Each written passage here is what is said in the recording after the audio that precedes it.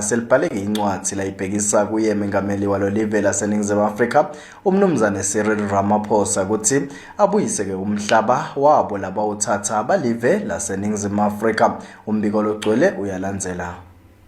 Libandla leMaswati lelavalelwa ngumncele wafakwa ngumbuso welibandlululo eMaswati Sovereign Restoration Committee selibhalele umengameli wesikhwahlande nomzane Matamela Cyril Ramaphosa ukuthi kubuyiselwe umhlaba weMaswati ngaphansi kwenkosi yabo iNgwenyama Silo Semhlaba. Baphindze futhi babhalela nayo i-AU. Libandla lisebenzise isigaba se-34 semthetho sisekelo walela live. Mabhalane waleli bandla Dingizo Mkhalsha uchaza kabanti. Impumelanga yonke umhlaba weMaswati. UN ithathe i-resolution in 1962 ukuthi iSouth Africa ibuyisele umhlaba weMaswati, umhlaba weLesotho, umhlaba weBotswana.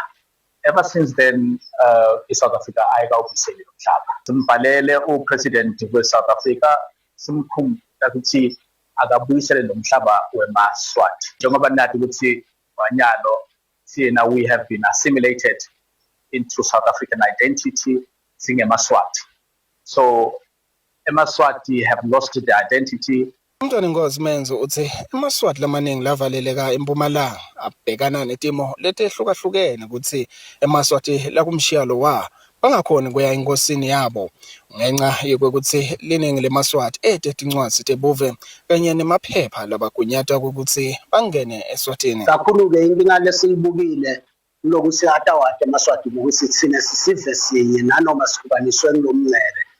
Kunebantwana ke labakhona ngala lokufuneka ukuthi besiye isikhathi bangene ngekhathi eSwatini. Labangenawo lamapasi, labangenawo nema passport ukuthi baphume. Besibukileke ukuthi lo budlelwane bethu sibakhe buqhubeke njengoba bekwendeka itolo.